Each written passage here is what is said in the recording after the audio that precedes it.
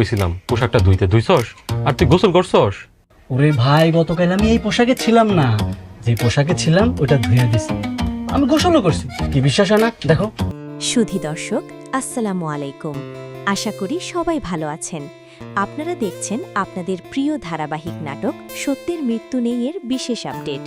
গল্প এখন এমন এক টানটান উত্তেজনার মোড়ে দাঁড়িয়ে আছে, যেখানে প্রতিটি মুহূর্তেই লুকিয়ে আছে নতুন রহস্য আর চমক। গত ২৮তম পর্বে আমরা দেখেছি পরিবারের ষড়যন্ত্র, ভুল বোঝাবুঝি আর আবেগের এক জটিল মিশ্রণ। আজকের এই ভিডিওতে আমরা জানব আগামী ২৯তম পর্বে কি কি ঘটতে পারে আর কবে মুক্তি পেতে যাচ্ছে এই বহুল প্রতীক্ষিত পর্বটি। গত পর্বের সবচেয়ে চমকপ্রদ দৃশ্য ছিল সালাহুদ্দিনের সেই রহস্যময় আচরণ। তাকে আমরা দেখেছি লুকিয়ে একটি ছোট বোতল থেকে অজানা কোনো তরল পান করতে, এবং এরপরই তিনি হয়ে পড়েন অস্বাভাবিকভাবে আবেগপ্রবণ ও ভেঙে পড়া।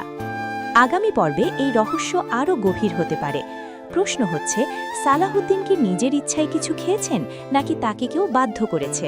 এটি কি কোনো ধরনের বিষ, নাকি এমন কিছু যা তাকে ধীরে ধীরে দুর্বল করে দিচ্ছে? অন্যদিকে বড় বউ আমেনা তার স্বামীর এই পরিবর্তন খুব কাছ থেকে লক্ষ্য করবেন। তার মনে সন্দেহ তৈরি হবে, এই বাড়ির ভেতরে কিছু একটা ভয়ঙ্কর খেলা চলছে। আমেনা হয়তো চেষ্টা করবেন সত্যটা উদ্ঘাটন করতে, কিন্তু সেই পথ হবে অত্যন্ত কঠিন ও বিপজ্জনক।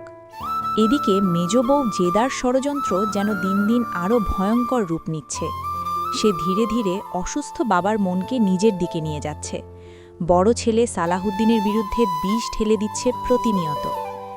আগামী পর্বে আমরা দেখতে পারি জেদা বাবাকে দিয়ে গুরুত্বপূর্ণ কোনো দলিলে সই করিয়ে নেবার চেষ্টা করছে, যার মাধ্যমে পুরো সম্পত্তির নিয়ন্ত্রণ নিজের হাতে নিতে চায় সে।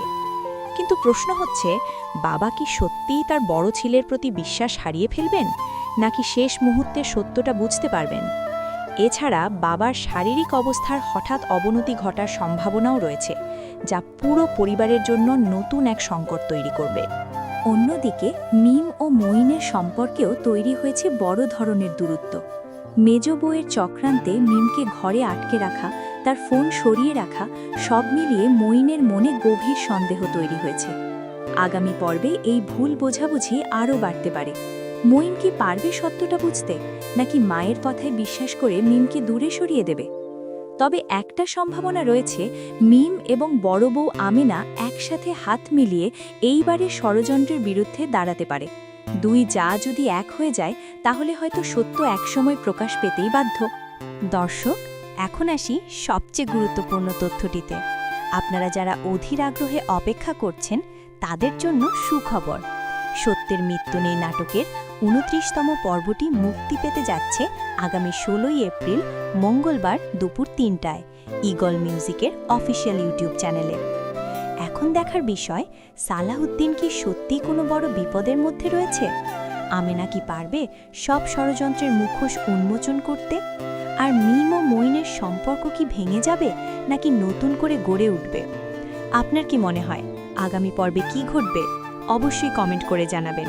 ভিডিওটি ভালো লাগলে লাইক দিন, শেয়ার করুন, আর এমন আপডেট সবার আগে পেতে আমাদের চ্যানেলটি সাবস্ক্রাইব করে বেল আইকনটি চাপতে ভুলবেন না।